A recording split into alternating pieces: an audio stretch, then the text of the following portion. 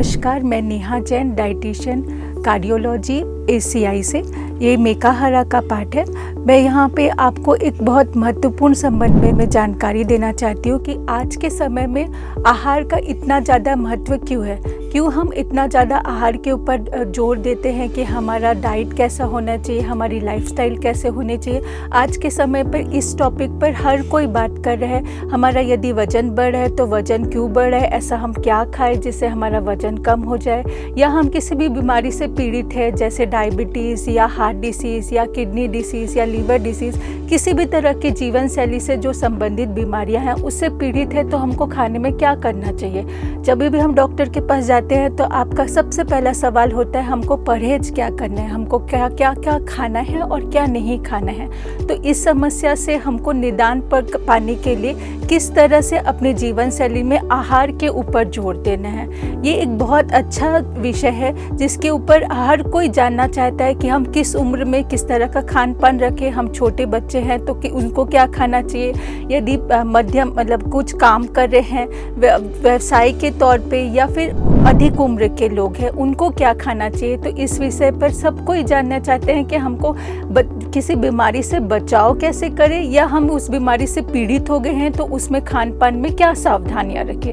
ये एक विषय के रूप में, मतलब आप एक कोर्स के रूप में भी इसको बहुत अच्छे से ले सकते हैं कि आप इस संबंध में यदि कुछ पढ़ाई करना चाहते हैं तो कहाँ पे हमको ये कोर्स उपलब्ध होता है, इसके लिए आपको क्या करना चाहिए। तो आप यदि 12th क्लास में हैं और आपने बायोलॉजी सब्जेक्ट लिया है, विज्ञान का विषय लिया है, तो आप क्लिनिकल न्यूट्रिशन सब्जेक्ट का चॉइस कर सकते हैं और उसके संबंधित अपना करियर बना सकते हैं, क्योंकि इसमें आप डाइटिशियन के रूप में आपको ये करियर मिलेगा।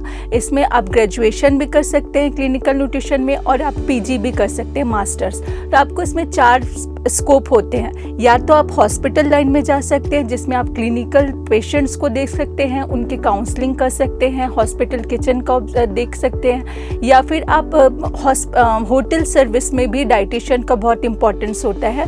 बहुत सारे अच्छे होटल्स होते हैं, वहाँ पे डाइटिशियन प्रोवाइड की जाती है। आप कॉलेज में लेक्चरर्स के रूप में भी आप जा सकते हैं। यदि आप मास्टर्स कर लेते हैं तो आप एक्सटर्नल या इंटरनल लेक्चरर्स हो सकते हैं। इवन आर्मी में भी डाइटिशियन का रोल होता है, वहाँ पे भी डाइटिशियन लिया जाता है। तो आप उस तरह से भी इस कोर्स में आगे बढ़ सकते हैं। आप विज्ञान का विषय लिए हैं तो डाइटिशियन के रूप में आप किसी भी तरह से क्लिनिकल या नॉन क्लिनिकल या काउंसलर के रूप में आप इस प्रोफेशन को यूज़ कर सकते हैं। अब आपको डाइटिशियन बन गए हैं तो आप इसका कैसे इस्तेमाल करेंगे, मतलब हम क्या जानकारी लोगों को दे, अवेयरनेस लाएं कि न्यूट्रिशन का आज इम्पोर्टेंस क्यों हो गया।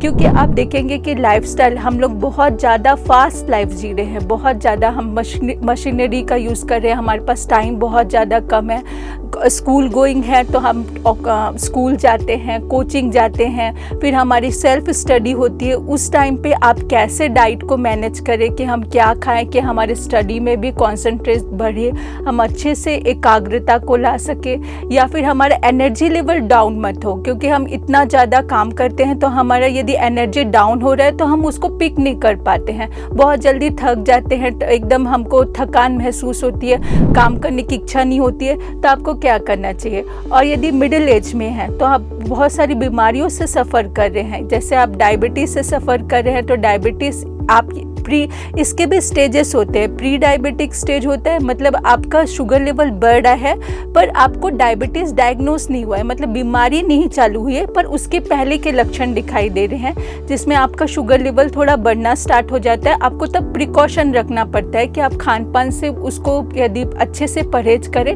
तो आप वो उसको डायबिटीज़ में कन्वर्ट होने नहीं देंगे। तो उस टाइम पे आप क्या करें, या फिर आप बीमारी से सफ़र कर रहे हैं, डायबिटीज़ हो चुका है, तो हमको किस तरह से बचाव करना है कि हमारा शुगर लेवल मेंटेन रहे, बढ़े ना।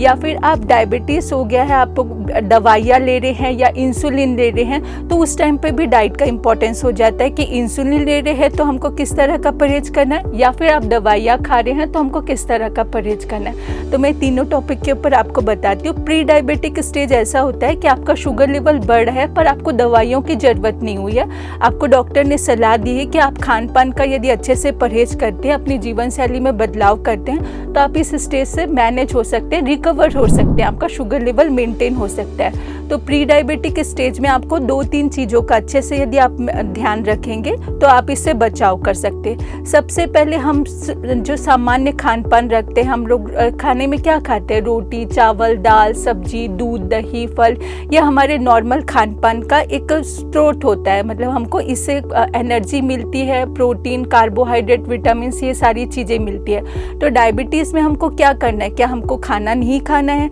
या हमको खाना ज़्यादा खाना है या कम खाना है? तो खाना नहीं खाना ये उपाय नहीं है। आप नहीं खा के शुगर कंट्रोल नहीं कर सकते। अच्छा खाना, संतुलित खाना खा के आप शुगर से बचाव कर सकते हैं। किस तरह से, मतलब जैसे आप अपनी जीवन शैली में चावल, जैसे हम छत्तीसगढ़ में रहते हैं तो हमारा आहार का प्रमुख स्रोत चावल होता है। तो क्या प्री डायबिटिक स्टेज में चावल खाना बिल्कुल बंद कर देना चाहिए? तो इसका जवाब है नहीं, बिल्कुल बंद नहीं करना चाहिए। आप थोड़ी मात्रा में चावल खा सकते हैं, पर यदि आप कॉम्प्लेक्स कार्बोहाइड्रेट, मतलब जिसमें कार्बोहाइड्रेट में जैसे आप गेहूँ खाते हैं या बाजरा खाते हैं, जौ खाते हैं, वो आप चावल की अपेक्षा इन अनाजों का उपयोग करेंगे तो आपका शुगर कंट्रोल करने में वो बहुत उपयोगी होगा, मतलब आपको बहुत मददगार होगा। अब दूसरा होता है कि हम दाल खाएं कि नहीं खाएं। तो दाल खाना हमको ज़रूरी है क्या? तो आप डायबिटीज़ स्टेज में, प्री डायबिटिक स्टेज में आते हैं तो आप थकान महसूस करते हैं, ऊर्जा की कमी होती है, तो हमको उसको मेंटेन करके रखना पड़ता है। तो जितना कार्बोहाइड्रेट वाली चीज़ें ज़्यादा खाएंगे तो वो हमारे लिए थकान महसूस करवाएगी। पर आप आहार में प्रोटीन लेंगे या कॉम्प्लेक्स कार्बोहाइड्रेट लेंगे तो इस समस्या से आप निदान पा सकते हैं। तो आपको क्या करना है, दालों का जरूर उपयोग करना है, सभी प्रकार की दाल। किसी एक दाल के ऊपर कभी भी फिक्स मत रहिए कि हमको राहर दाल ही खाना है या मूंग दाल ही खाना है। नहीं, दालों में भी वैरायटी होती है, सभी तरह के दालों को आप इस्तेमाल करिए। इसमें आप झुनगा, चना, राजमा, छोले, ये सब भी दालों के ही प्रकार होते हैं, इसका भी उपयोग कर सकते हैं यदि आप शाकाहारी हैं तो। पर आप यदि मांस मछली खाते हैं, नॉनवेज खाते हैं, ये भी प्रोटीन का बहुत अच्छा स्रोत होता है। तो प्रोटीन के लिए आप मांस मछली में छोटी मछलियों का उपयोग करिए, अंडे का उपयोग करिए, वो भी प्रोटीन के लिए बहुत अच्छा होता है। क्योंकि आप अंडा आसानी से, आप हॉस्टल में रहते हैं, वर्क कैंटीन का खाना खाते हैं या फिर आपको लंच के टाइम पे बाहर रहते हैं, तो हम प्रोटीन के लिए हमेशा पूरा कंप्लीट मील लेके नहीं जाते कि हम तो पूरा रोटी, चावल, दाल, सब्जी टिफ़िन में नहीं ले पाते। जनरली क्या करते हैं लोग, रोटी, चावल या फिर दाल, सब्जी इस तरह का टिफ़िन में लेते हैं। तो आप उबला हुआ अंडा प्रोटीन के रूप में उपयोग कर सकते हैं। पर अंडे का सफ़ेद भाग यदि आप रोज खाएंगे तो आपको कोई दिक्कत नहीं होगी। पीले भाग का उपयोग करना चाहते हैं तो वो हफ्ते में एक बार करिए। अब इसके बाद आता है सब्जियां। सब्जियां हमको कैसे खानी है? प्री डायबिटिक स्टेज है तो हमको सब्जियां किस तरह का उपयोग करना चाहिए?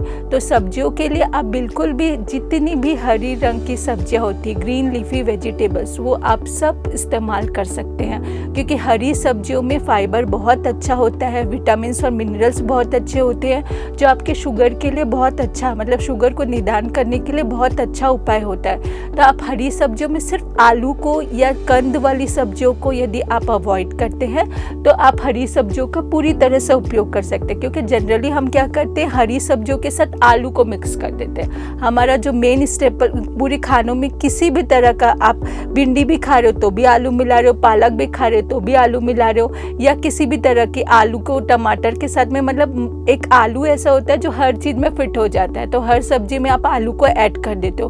तो आलू को थोड़ा यदि आप अवॉइड करना स्टार्ट करेंगे या फिर आलू को बनाने के तरीका में थोड़ा चेंजेस लाएंगे तो डायबिटीज़ के लिए ये आपको अच्छा मदद करेगा। डायबिटीज़ में आलू बंद पूरी तरह से मत करिए, पर उसका कम से कम उपयोग करेंगे तो बहुत ज़्यादा अच्छा होगा।